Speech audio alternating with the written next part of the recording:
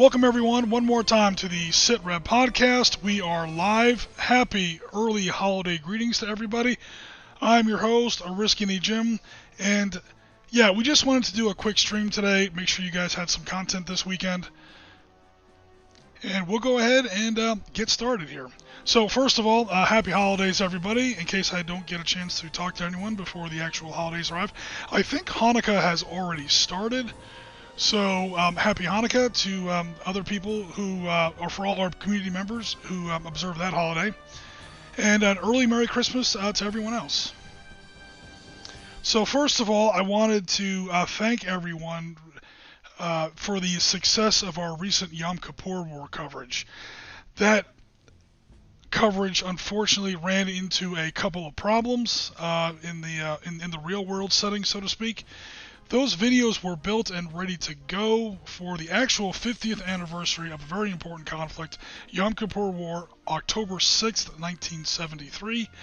Unfortunately, of course, some real-world events caught up with us on October 7th, 2023, and it didn't feel right to release Arab-Israeli War content while another really, really nasty Arab-Israeli War was kicking off almost on that exact hour. So we gave a little bit of a delay. We therefore missed the 50th anniversary. Apologies for that. But it's doing pretty good so far. The two videos together have combined 750 plus views. We're at 50 or 60 likes. So again, thanks very much for all the support. Apologies for the delay. And apologies, or I should say thank you very much for no shitty backlash. I was really afraid that we were, despite our delay, we were going to catch a lot of, white knight, political correct horseshit in the comment section. We didn't really have any of that, which was a polite, a pleasant surprise, I'll say. We had one contrary comment, but he did it right. Number one, he had some very polite things to say in other comments, complimenting the table, complimenting the miniatures, and where we disagreed about certain things, he was polite about it, respectful, and best of all, most important of all, he brought his sources. If you guys ever want to come at me in the comments, pack a lunch and bring your sources. If you just have an opinion, save it. I'm really not that interested in your fucking opinion, to be honest. Sorry if that sounds harsh, but if you're not ready to converse at our level, i.e. bring your sources, then don't. Just don't even bother. However, here, everything's great because this guy brought his sources. We still don't agree, but it was a polite exchange, and again, he brought his sources, so everything was great. Alright, so I'm going to go to the camera here now that that's over with. And we are getting ready for our annual Christmas game. So some quick updates. As far as what's going on here on the channel. Number one, as you guys probably noticed, right about the time the Yom Kippur War was supposed to be coming out, as far as that content goes, I kind of vanished off the radar for a while. So apologies for that. I've been running the YouTube side of this thing more or less by myself for 3 years now, and I just needed a break, to be honest. I'm sort of off break now. I'm kind of coming back. Just a quick word though, I'll be coming back part-time. I gotta get some other stuff going in my life besides just SitRep podcast. So we'll see how that goes going forward. Let me go ahead and close out Skype because there we go. Other messages, I don't know why. It doesn't matter. It's all good.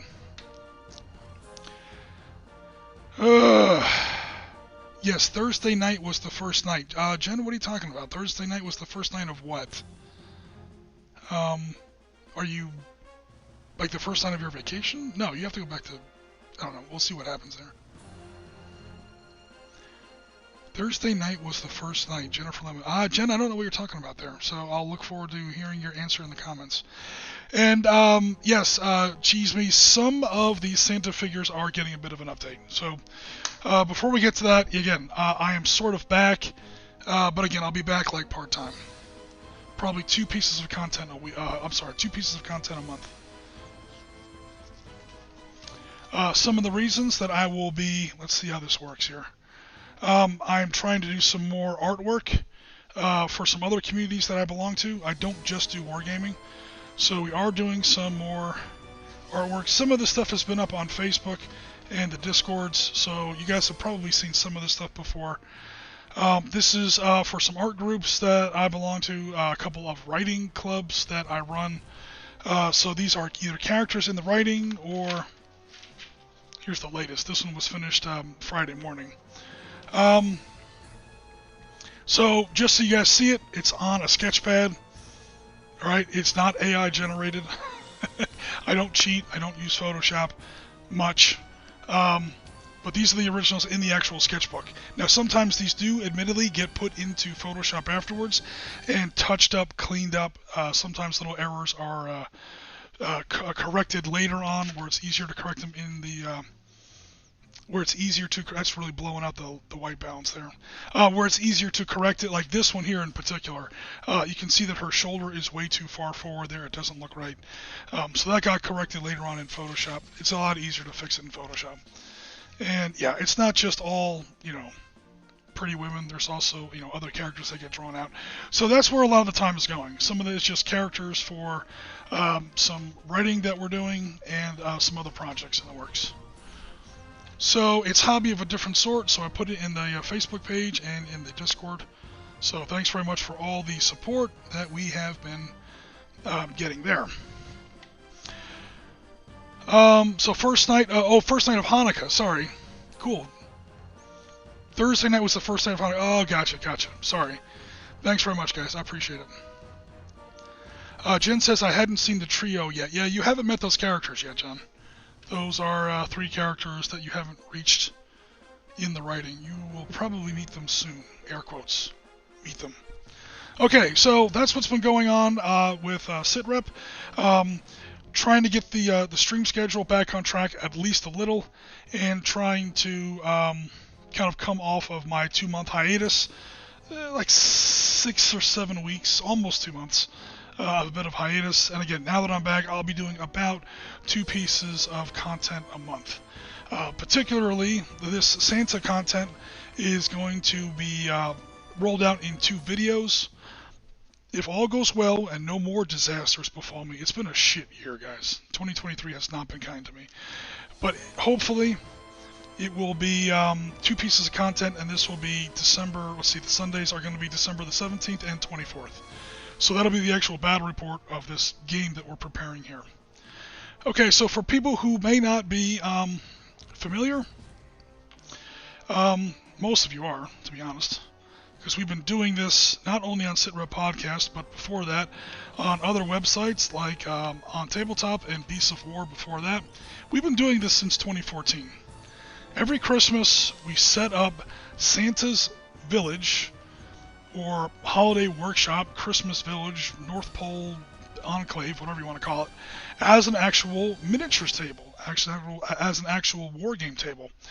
And some band of deluded fools, heavily armed, long on guns, short on sense, decide to attack Santa for some reason. They just don't like Christmas. I guess they're the Grinch, maybe they're Scrooge, who knows what. One year it was literally Cthulhu. Someone doesn't like Christmas and decides to ruin it for everybody and tries to attack Santa's workshop and wipe out Santa and all of his elves and all of his other denizens he has hanging out up there at the North Pole before Christmas and pretty much ruin Christmas for everyone. So Santa has, in the years since then, built up a small defense force, and a small but elite defense force, by the way. And yeah, defends Christmas. And we've run a little miniature war game where Santa has to defend his North Pole headquarters against, villain of the month, or technically villain of the year.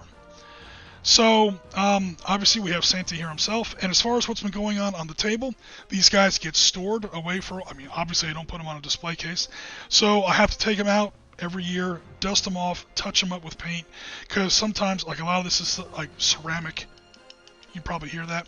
These are like ceramic figures, so they get chipped in storage, stuff like that, so you have to touch them up. This one's still got a little bit of dust on them, but no worries. But you dust them off, and you pretty much just get them ready for another year. But, of course, we have Santa himself, and we'll go over the actual mechanics of the game in just a second. So he's the actual commander. He is a flying unit. Clearly, he's in a flying flying reindeer sleigh. So he is a flying unit. We all know how those work in various tabletop games. He basically behaves like a helicopter. He can hover, he's low altitude, he can go high or low altitude or land, so he can take benefit of terrain for cover. Yes, this all does happen in the game. He also gives a bit of Santa's magic. It's sort of his, what's the word? It's sort of one of the benefits that he gives for his troops. Pretty much, he allows 3 rerolls a game. So if you ever miss a critical roll, you can use one of your 3 spells of Santa's magic, and he basically just gets to roll the dice again. You never get to re-roll the enemy's dice, so if the enemy gets a really good roll, you can't force the opponent to re-roll his dice. So sometimes it may not be worth it. Like Santa here, he rolls a d12, both for attack and defense. He also is worth 2 hits. You have to hit his sleigh twice to knock him out of the air. It has happened. Christmas of, not last year was 2022, Christmas of 2021, Santa was knocked out of the sky. He still won the battle, but he himself personally was destroyed as a combat unit. So it does happen. Okay, so that's the overall commander. The 2 colonels that sort of help him run his force, runs his left wing and his right wing. The first one is a friend of ours, especially if you come to us from the Beasts of War on Tabletop Space. This is Justin the Woolly Mammoth. Why there's a woolly mammoth? Because he's an Ice Age creature, I guess. I don't know. He likes it up there at the North Pole, and he hangs out with Santa. Okay, by the way, Justin is in London, England right now. Apparently he has made a hopefully full recovery from his recent surgery. And yeah, he must be feeling much better because he's now traveling again, and he's covering major wargaming events over there on Tabletop. So I'm not sure how it started, but back in the day, the old Beasts of War days, Justin was often associated with woolly mammoths, and we just picked up this woolly mammoth, and somehow he got named Justin. He's a pretty powerful creature. He also rolls a d12. The only difference is, no, he's also worth 2 hits. He does not give the ×3 rerolls. He doesn't cast magic. The other colonel needs no introduction. The man Bumble. We are literally from 2014. He was ripping the turrets off of Soviet battle tanks by hand. Bumble is the most powerful piece in the game. He rolls a d20 in both attack and defense, and this year we're giving him 2 hits as well, because Bumble actually got knocked down last year. First time in history it's ever happened. Again, Santa still won the game, but Christmas 2022 against the modern Russian army, there was enough BM-21 Grad rockets and T-80 125mm smoothbore tank shells hit him, finally knocked him out as a combat figure. In 9 years, it had never happened, or 8 years last year. So he's a little bit buffed up. He's been going to the gym over the year. He's a little bit tougher now. Just as strong as he's always been, but now he's a little bit more resilient because we're giving him 2 hits as well. It just makes the rules simpler. We're giving all of Santa's commanders ×2 hits. So Justin's worth 2 hits, Bumble's worth 2 hits, but Bumble rolls a d20, whereas Santa and Justin only roll a d12. He's the Bumble, man. He literally disassembles Russian tanks by hand. He opens them up like a can of peaches. So that's him. So those are the 3 commanders, the overall commander and the 2 wing commanders. Then we get down into the individual brigades. And some of these are brand new figures. So I'll start off on the ones that you guys have probably seen before. We have a reconnaissance troop. This is pretty much Santa's Navy SEALs. They're light infantry, but they are pretty badass and pretty elite. There's 2 fire teams of 4, 4 girls and 4 boys. These are Santa's elves. They are light infantry, and they're pretty much scouts and reconnaissance. So that's the first unit. I think they roll d6s, and they're worth 1 hit apiece, because they're basically light infantry. Then there's the Snowman Brigade, and we have 1 missing figure, but that's okay. There should be 8 of these, but for some reason there's only 7. One of them is legit missing. So What the hell? 3, 3, and 1. Oh, maybe these are all the only ones. Okay, so if you look at them, they're slightly different. Like these guys carry brooms, little heavy snowman infantry. These guys have the yellow scarves. I got a fire team of 3 of those. And then there's the commander with the little cardinal. Okay, but he's the same as the other ones. And it's pretty much, yeah, these are the snowmen heavy infantry. This is the bedrock of the snowman brigade. They throw magical snowballs. By the way, those magical snowballs come in both HE and armor piercing, before you ask. And they are supported and screened, I should say, by 2 4-man fire teams of light infantry. So yeah, these guys have been on the table like literally for years. Again, they get taken out of the box, they get touched up. This guy might need a little bit more work on his hat. You see where his hat got a little skinned up there. So anyway, these guys are almost ready to go. I might give them a little bit of a touch-up. Because of course they're not really miniatures. They're like originally little tchotchke things you put on your shelf. Or they're Christmas ornaments or something. The point is, they're not the best painted. They don't have the best definition, and they're made of ceramic, so they chip rather easily. So every year there's a little bit of maintenance, just to kind of get them back into fighting trim. Alright, cool. So that's the Snowman Brigade. Again, bedrock of heavy infantry, and then 2 fire teams of light infantry to screen them. I've got all the rules written down in a notebook that is not terribly handy right now. I got it. We are preparing this game for tomorrow. We're going to play this game live with about 8 people at Das Krieg Haus, home of the South Florida Miniatures Gaming Club. So yeah, Snowman Light Infantry roll D6s on attack and defense. Snowman Heavy Infantry in D8. The number of figures in the army is listed here. And this is the total number of points to arrive at a general army total. Again, we're not trying to take this game completely seriously, but you see where the enemy has 448 points, Santa's got 450 points. It's going to be pretty close. Now what's going to throw it off is that some of Santa's units have double hits, and again, Santa does have certain magical abilities and other benefits that he gives his army, because we want to nudge it to where, spoiler alert, it's a Christmas game, Santa's got to win. So the way we're running this, on a more serious note, the way we're running this mechanically at the club, it's more of a participation game. My girlfriend and I are going to be playing the opponents that are attacking Santa, and everybody in the club is going to get a piece of Santa's army here, and play it that way. Participation tournament convention type games aren't really competitive. Everyone gets to chuck some dice, score some hits, have some fun, and it's not terribly serious because. Look at the subject matter, clearly.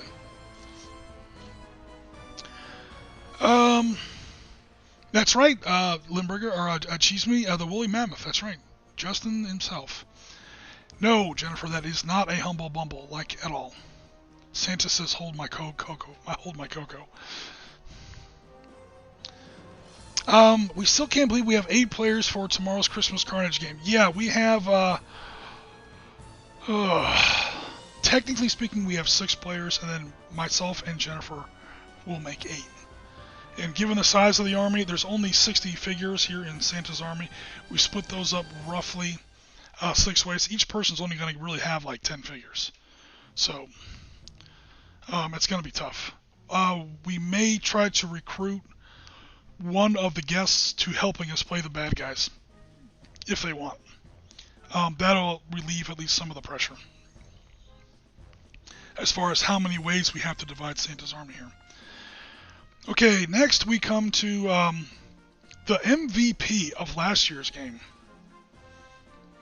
Normally it's Bumble or Santa. Here it was, last year it was totally this guy. My man, Marine Corps Toys for Tots Bear.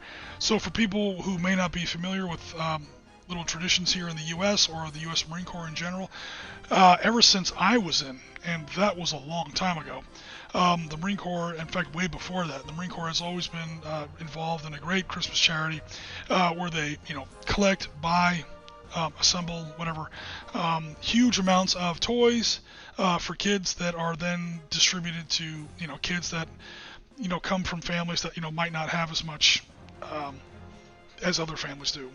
Families that might need a little bit of help. You have to spend all your money on rent and the bills and whatever, and now you have nothing left for kids. Kids feel bad when all the other kids at school are talking about all the stuff they're getting for Christmas. The Marine Corps has for at least 40 years been a big proponent of a charity to help that problem, and they just gather up toys, and that's the short version of it. They gather up toys and they hand them out to kids who are deserving, kids who might need a little bit extra help.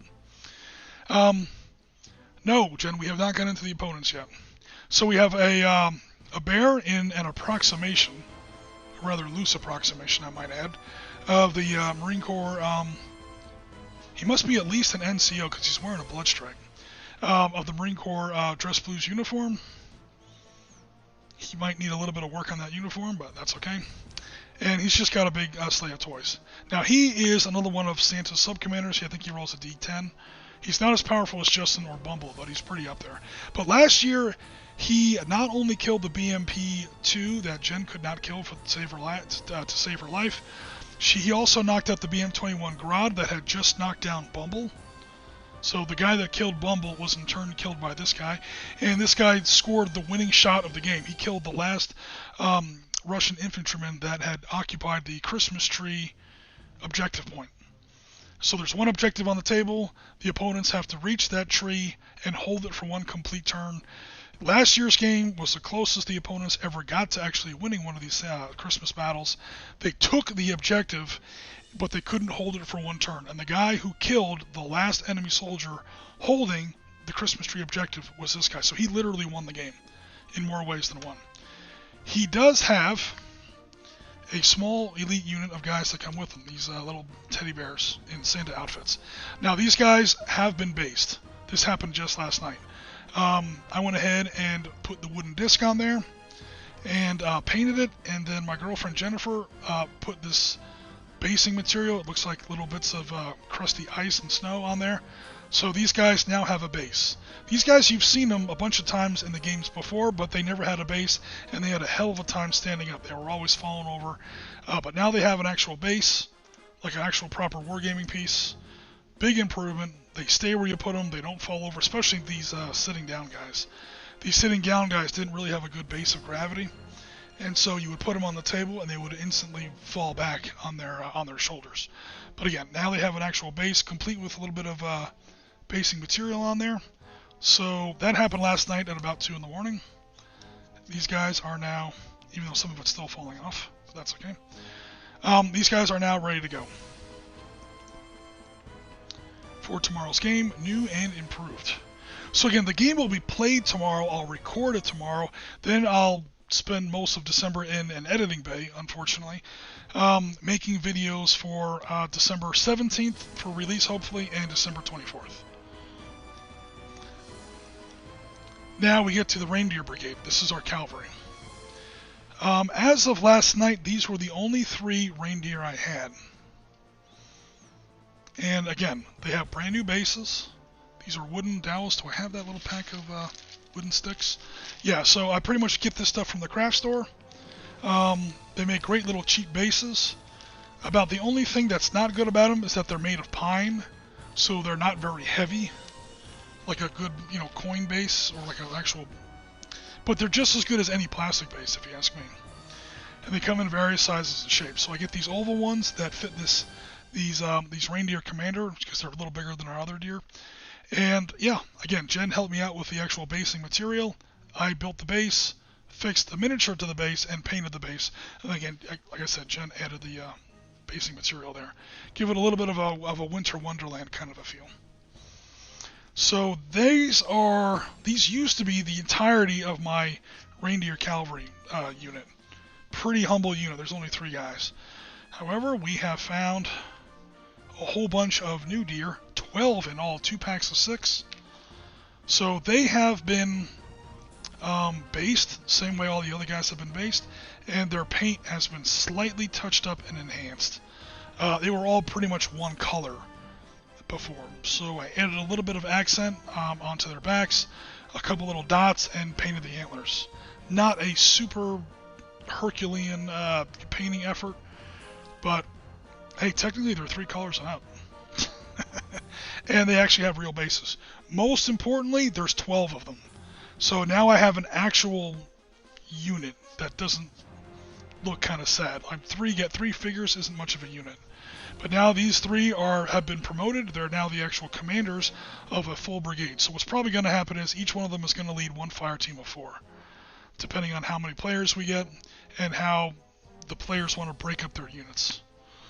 So that's probably going to look something like this. Again, each reindeer commander is going to carry, or is going to command 1 fire team of 4. Let me check out Mr. Chat here. All right, we're up to a pretty good audience, guys. Thanks very much. Cheeseby says snowballs with rocks in them. Yeah, more like snowballs with Claymore anti-personnel mines in them. Those mines, these polar bears have knocked out Soviet battle tanks. So picture a snowball that turns into a javelin missile halfway through flight and then takes out the Russian tank. It's kind of what it's been in the past. Jen says, yes, last year the game was very close. Oh, Cheese Me has the cheesy joke. Oh dear, oh dear. Yeah, man, you've got to, I should say, you have to have reindeer of some kind in a Santa Force. We just didn't have enough before, but thankfully now we do. So these guys are brand new. A lot of these guys are just getting touched up. Some of them are getting touched up and enhanced, and a fair number of them are brand new, because the army it expands a little every year. So that brings us along to our last unit. We've got these 2 veterans. These are polar bear. They're now polar bear commanders because they have a big unit with them. That guy even has a little auditory jingle bell sound effect that goes with them. Hopefully you guys can hear that. But yeah, these bells actually work. They make a little jingle bell sound. Yay! They're even a little furry. This is actually like a fur texture on here. Alright, and those are just the commanders. So, where's the rest of the Polar Bear Brigade? These are our heavy cavalry. Again, our reindeer are our light cavalry. How adorable is this guy? Ah! This is our, one of our many. I don't know if I'll bring them all out, because they'll take up the entire camera. Long story short, take your first shot. We have 12 of these guys that are just going to be, they're going to be all over the place. Again, it's just a huge pile of them. If I put them all on camera, they'll literally fill up the entire, yeah, there they go. Just fill up the entire camera with these guys. One of them just fell off the table. These guys are original Christmas Christmas ornaments. A little loop, a little fake sort of a silk or a satin loop was originally coming out of their backs here to hang on a Christmas tree. So we removed those as best we could, and we've turned them into... See, this guy's even getting ready to throw a fragmentation grenade. He's ready to go. Unlike his buddy, he's not smiling with his tongue sticking out of his mouth. This guy is grim-faced. He's got the 1,000-yard stare, and he's ready to go with his Mark II, or technically it would be the Mark 67 nowadays, the Mark 67 fragmentation grenade. Hey, what's going on? KRL43. Well, they are polar bears. They should take up the entire... Yeah, look at it. They take up the whole camera. And there's 12 of them now. Before we only had 6. Now we have 12. Jen bought another 6 of them. So now we have been able to expand the brigade into 2 battalions of 6, each with their own commander. So technically there are 14 of these guys on the table. They roll D10s. They are very, very powerful. We will definitely be splitting them up between 2 players tomorrow. Because they're just insanely powerful. And they get a +1 to initiative, because look how adorable they are. Okay? They pop up out of the snow right in front of the opponent, and it's like, aw, he's so adorable. And while you're saying aw, he's launching his first attack. So all these polar bears get +1 on initiative, because they're just too cute. Just kidding. We don't have initiative in this game. It's not that complicated of a game. But if we had initiative, they would totally get a +1. Alright guys, so that's pretty much Santa's force that is going to be defending the not the enemy, sorry, defending the friendly Santa's Village.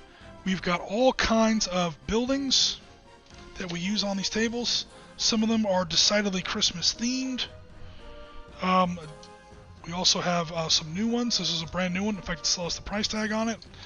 I'll be working on that to make sure that they look a little bit better for the table later on tonight. To supplement all these buildings, I've got about 6 or 7 of these buildings. We're going to be playing, I should say, on an 8-foot by 6-foot table. It's going to be a 48 square foot table, a big table. Normally these Santa games are played on a 6 by 4 table. This is going to be on an 8 by 6. So we're going from 24 square feet to 48 square feet, literally doubling in size. Hence, all the extra figures. I have a lot more real estate to play around with. Clearly, I don't have nearly enough buildings to fill up a 48 square foot table, so they will be enhanced with the buildings that we constructed 2 years ago for our Battle on Trenton, or our Battle of Trenton. Those were late 18th century American colonial buildings for battle in late 1776, American Revolution. They also work great for Santa's Village. So we have plenty of buildings, suffice it to say. Like tons of buildings. Plus our usual, Arctic terrain, our Christmas trees. The table's going to look pretty awesome, to be honest. If you've seen any of our Battle of the Bulge tables, it's going to be that, but with a Christmas theme to it. Speaking of which, this is our objective tree. This is the Christmas tree that's in the center of Santa's Village. And how you can tell that it is the objective, it lights up. Hey! Let's see, you can either put it on a blinking pattern or on that's how I'm going to do it. Alright, so this is the actual objective tree. This tree is in the center of Santa's Village. The enemy has to reach this tree and hold it for, again, one entire turn. If they can do that, they technically win the game. And there's no Christmas this year, so it's imperative that Santa win this battle. Alright, that's the objective. So we've gone over the table, we've gone over the objectives, we've gone over the defenders. Who are the attackers?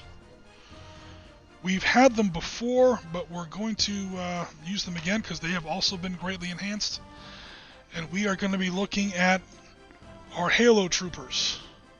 So in the past, we have featured our Halo Mega Bloks guys. These are technically Mega Bloks toys, as opposed to an actual miniature.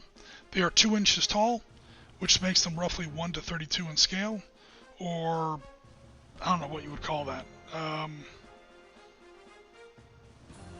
little bit more than like 45 millimeters, something like that. Well, shit, I'll just measure it right now. What am I doing? What scale will these guys be in the wargaming scale? Oh, wait a minute. Where's my... I have purpose? Oh, god damn it. Oh, here we go. I got tape measures specifically in metric system. Because some of our games actually run on metric system as well as Imperial. Yeah, so it's like 55, 60 millimeter. 55 millimeter, let's call it, is the actual scale.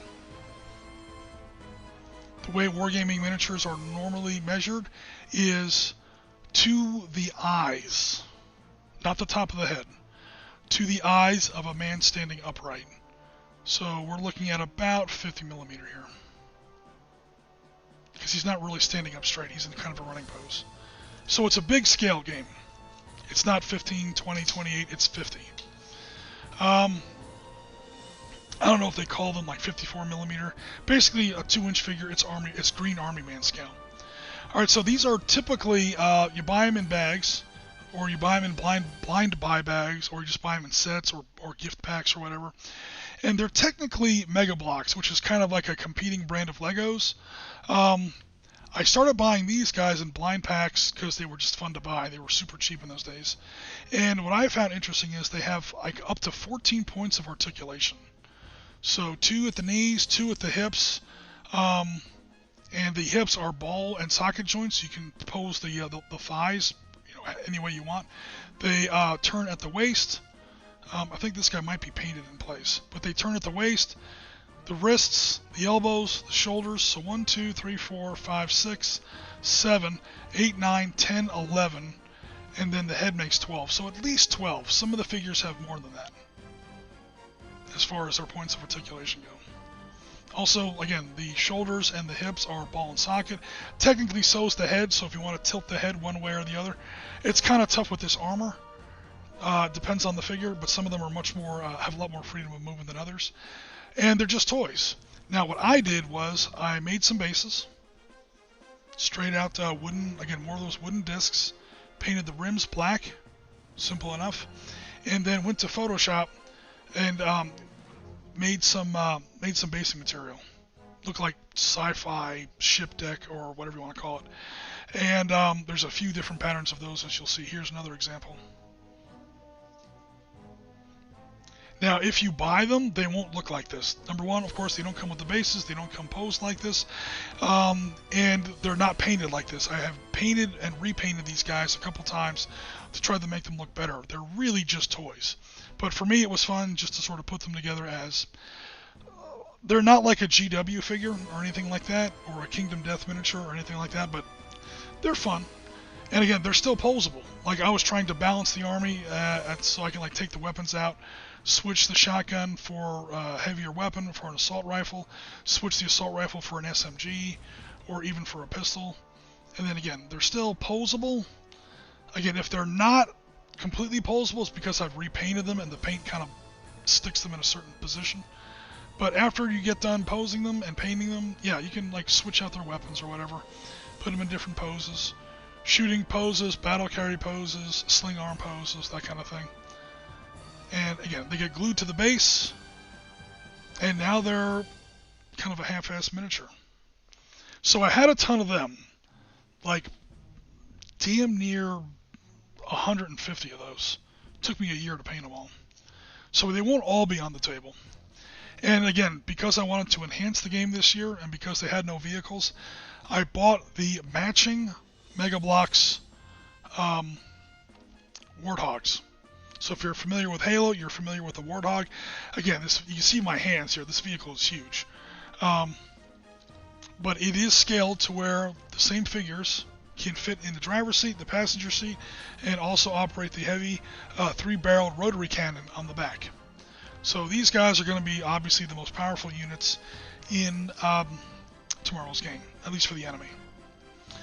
Interesting note, these Warthogs, the box says 3 and up. I'm sorry, the box says 8 and up, but there's 308 pieces in the kit. The suspension is individually sprung. All 4 wheels have their own suspension. I want to meet the 8-year-old that can build this. The instruction book was 32 pages long and had 57 steps. And it was a big book too. It wasn't like a little handbook. The book is like this big. It's bigger than the camera is right now. So yeah, definitely. Maybe I'm just not good at Legos or Mega Bloks, but these things took me like 2 nights to put together, because of course there are 2 of them. Oh, here's the other one. So yeah, we've got some actual vehicle support now. They weren't that expensive. They were like 26 bucks a piece. So figure like 20 pounds. They arrive via Amazon, so no big deal. Obviously, if I was really gonna paint these, especially these guns, would look a little better. But it's a Lego kit, or sorry, a Mega Bloks kit. So it's all good.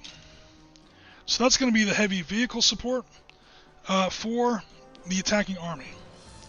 Apparently, this Halo unit has come through a portal of some kind, and they have mistaken Santa and his supernatural creatures for some kind of new faction of the Covenant and launched an immediate attack. It's all a tragic misunderstanding, but that's okay.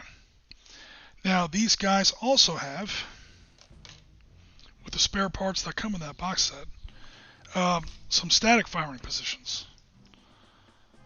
So we have some heavy guns here, kind of like a Maul Deuce, so to speak, of whatchamacallit, of Halo. It's kind of cool because these things are double jointed.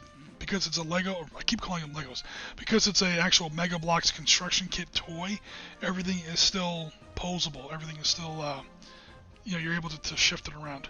I just have it set the way it is now so that the guy can sit with his legs spread, or stand I should say, with his legs spread and operate his weapon. So if I get a flat surface, he'll look like that. He's got his own weapon slung in case the weapon gets destroyed, but he doesn't. He can unsling his weapon in the middle of the game and then continue to fight as a regular infantryman. But other than that, he's ready to put down some suppressive fire and support the infantry going in. These guys roll a D10. That 3-barreled gun on the back of those Warthogs are going to be rolling D12s. So they're just as powerful as Santa. The only thing is that they don't give the ×3 magical rerolls that Santa gives. Fortunately, there's only 2 of those Warthogs, and there's 2 of these. And again, these guys only roll D10s. They have a little bit of a little defensive barrier they set up there. So technically, the whole thing looks a little more like this. But you guys get the idea. They won't really have a movement, so that's going to be their big weakness. Hello, John Pierman. Thanks for coming out. Can't wait to see the pics of this table. It says KRL 43. We get a sneak peek before the video posts. Yeah, we might do that. We'll take some stills, because again, the game plays tomorrow. And then we're going to make the videos to come out on December 17th and December 24th. But before then, we'll have, we'll probably have some stills, just to kind of keep the hype going. But then the videos, again, the full-scale video battle report comes out in 2 parts, 17th and 24th. Christmas Eve, just in time for the holiday. Alright, so that was the heavy support units and the infantry. I'm sorry, the heavy support units and the vehicles. And then we have the infantry already staged in their transport box. So there's quite a few of them. They're in 3 basic platoons: green, red, and blue. And there's quite a bit going on in here. I don't know if I'll take all these figures out, but there's 3 basic, or maybe not 3. There's 4 basic categories. Number 1 is heavy support. So, like this guy right here. This guy has no chill. I mean, he's basically a flamethrower. Once he gets going on, especially the snowmen, it's going to get ugly. So keep an eye out for this guy. Complete with his little fuel hose here. Then we've got a small rotary cannon, Jesse Ventura style. Keep an eye out for him. He's going to throw at least a D10 on the battlefield. Let me put this somewhere where it won't destroy everything. And then I'll try to zoom in a little bit.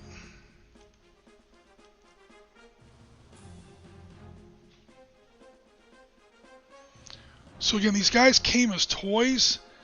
Their painting has been enhanced.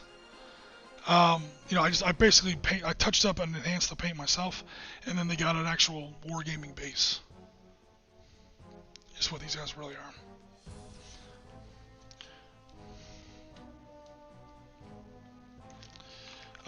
The support guys are normally like this. So on this one here, I also added actual parts to the gun to make the gun look even more formidable than it already looks. So this guy is almost like the smart guns in Aliens, the M56 smart guns that you see in Aliens, where you kind of shoot it off to the side. And again, he's going to be throwing down some pretty serious firepower. So some of these guys are in red armor, some of them in green, some of them in blue. There's a grand total of 5 of these guys between the 3 platoons. And they're the most powerful infantry on the table.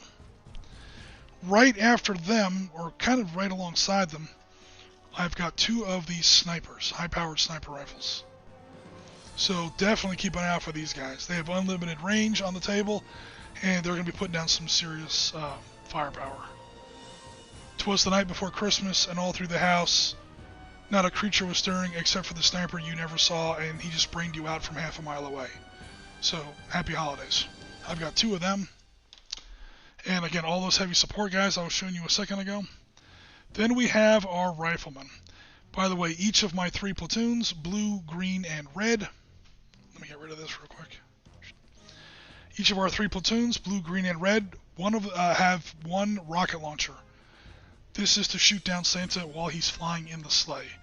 So while Santa is airborne, anyone who shoots at him is at -1 dice class, except for a unit that's carrying one of these anti-aircraft rocket launchers on it. So keep an eye out for these guys in particular. There's only 3 of them, 1 blue, 1 green, 1 red, but they can shoot down Santa personally from quite a distance. After that, there's the standard rifleman, of which, again, all of their armor is slightly different. So we have one 3-man fire team here. You see where the markings on their helmets and their shoulders are a little different than this next group of 3 right here, and so on. Then we come to these guys who carry SMGs.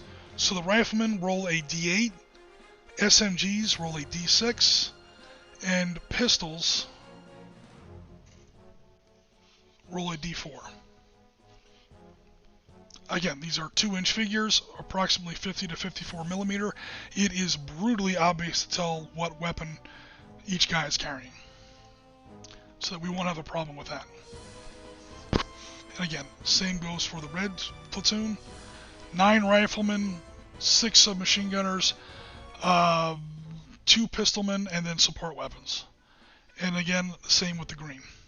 So there's like 65 Halo figures coming on the table against 60 of Santa's guys. There's a lot going on here. The way we pointed it up, it's pretty close to even. Again, the only exception to that is going to be some of Santa's units have special abilities, and that's what's going to kind of shift it, hopefully, in Santa's favor.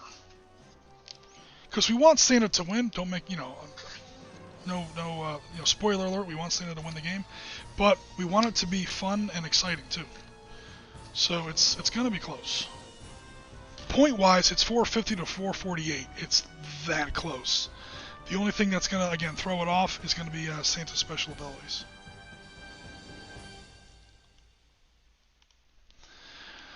Alrighty, so a few other tiny special rules in play, and then I'll catch up with the comments. There are some just general support guys.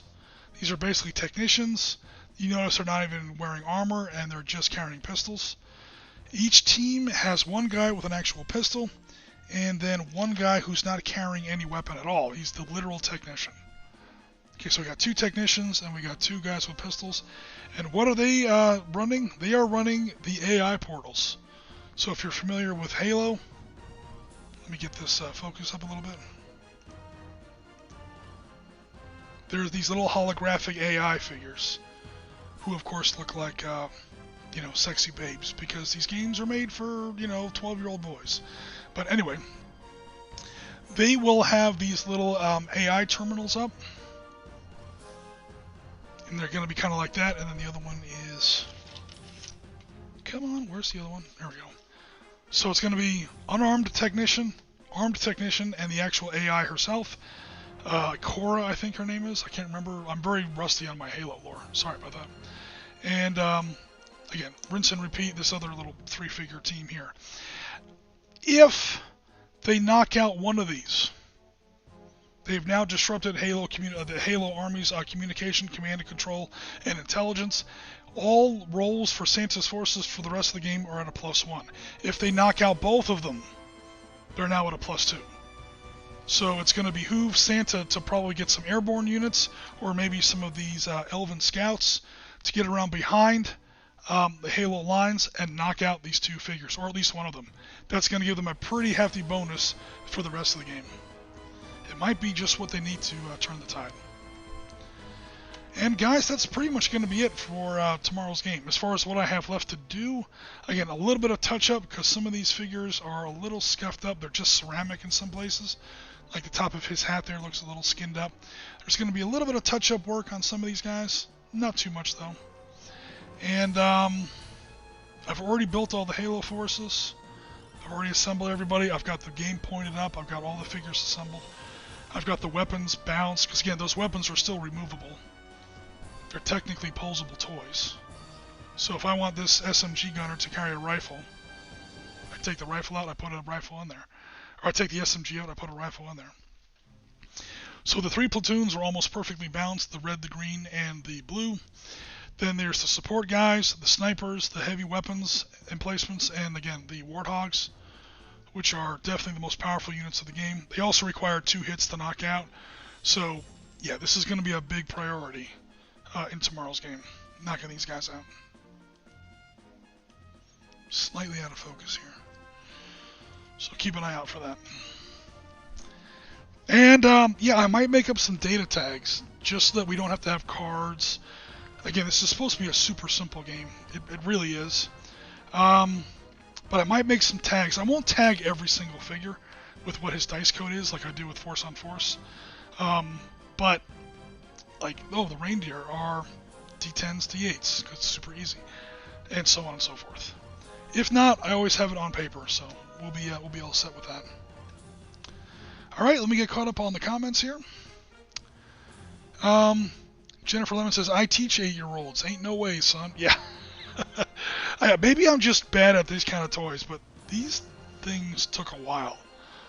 They are 308 pieces a piece. Well, actually, that's not entirely true, because some of the pieces go into the emplacement kit. The emplacement kit is at least 30 pieces. So this is maybe 270, 250 pieces, because they do give you some extras. But again, all the wheels are independently sprung. The guy actually fits in there. He's got a little steering wheel in there. The weapon fully rotates. You can't really do it now because I've got the guy attached to it, but the weapon is, you know, it's elevation. You can elevate and depress the weapon as well. And it's a nice little kit, especially for 26 bucks. It just took a long time to put together. I wish I had those boxes handy. I would show you how big those friggin' rules were, or the instruction kits were, but it doesn't matter. Suffice it to say, it was pretty tough. Maybe I'm just old. I'm not good at those kind of things. Hey, Mark Ritchie, how you doing? Mark Ritchie has arrived to get some intelligence on what's happening with tomorrow's battle. Mark will be participating. Okay, did the books have pictures? Absolutely. I just don't have I don't have those handy. You talk about the instruction books? Yeah, Jen, can you hand me one of those out of that painting box down there? They really are a good kit if you're into like Legos and Mega Bloks and that kind of thing. All right, so that's the original box.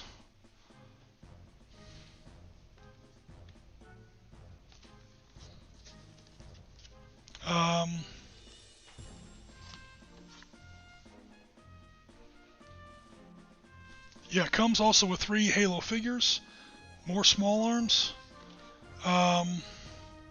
Those little AI girls I showed you a second ago, which will play a part in tomorrow's game. That's how you have to. Oh, 324 pieces. So yeah, a little crazy as far as the number of pieces that come in the kit. But the actual.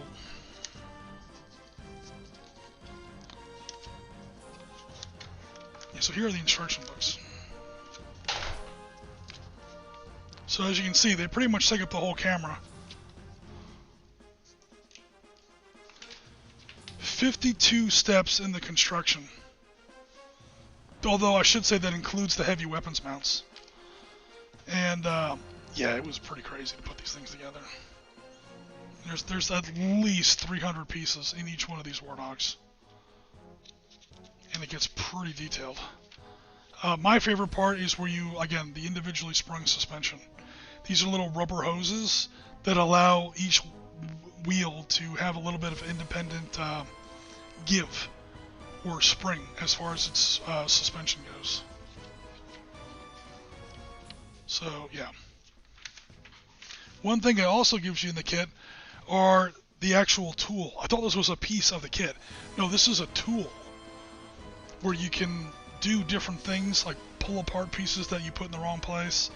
It's got like a little crowbar here to help separate. You don't have to bite them off with your teeth. You guys know what I'm talking about. If you put Legos together and you have to break them apart, and they're the super small ones, and you can't get your fingernail in there. Hey, look, they actually invented a tool now. Where were these when I was 8 years old? How much of my fingernails and teeth would have been saved if I had something like this back in those days? Half my Lego kit back in the day had little teeth marks in them where I had to chew them apart.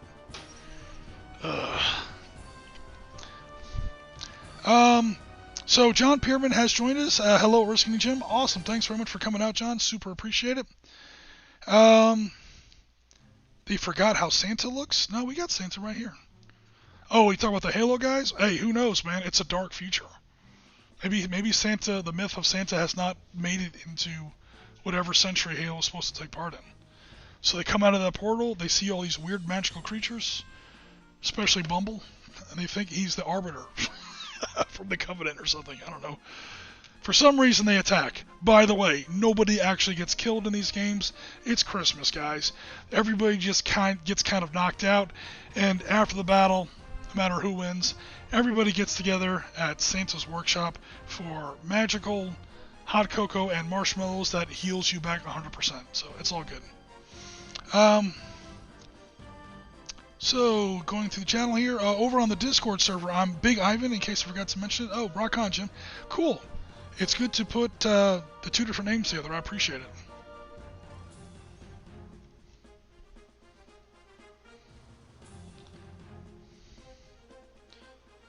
So,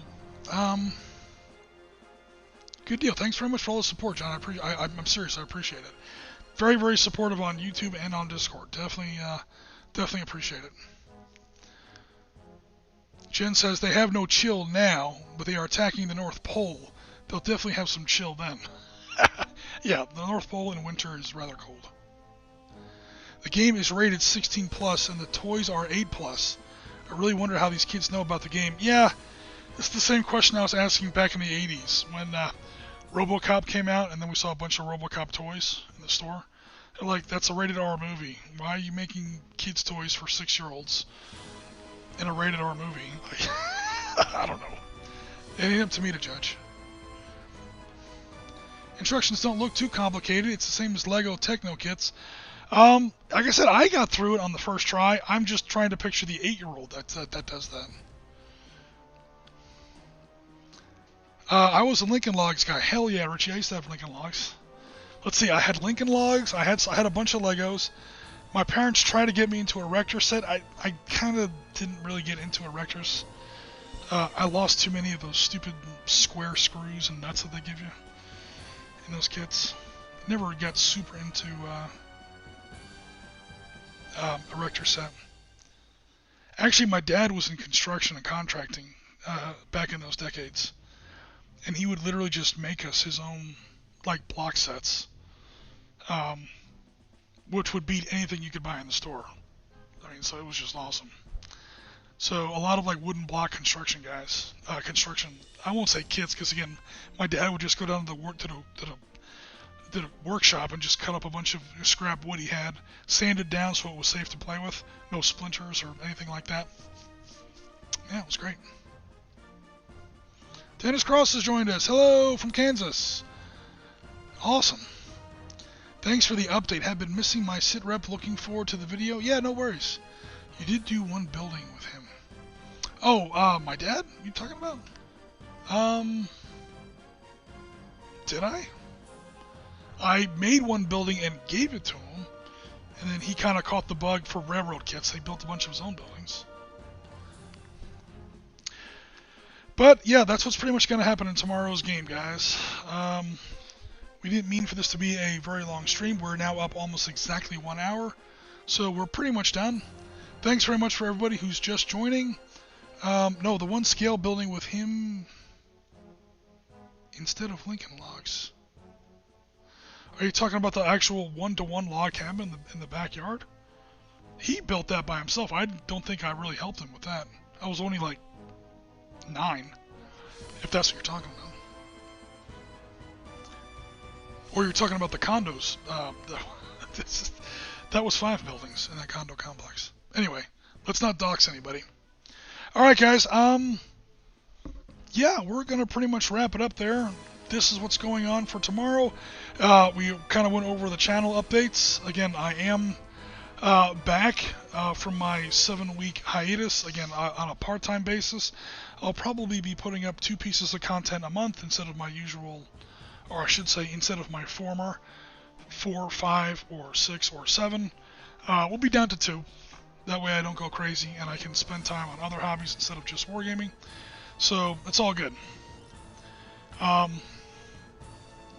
people in the SitRep team are working on stuff, so stay tuned for that. It was nice to see the game prep for Christmas Carnage. Yeah, it's mostly done now. I don't have, outside of some touch-ups and maybe some data cards, the game is built, bounced, as far as the math for it goes. All the figures are prepared, all the weapons, the special rules.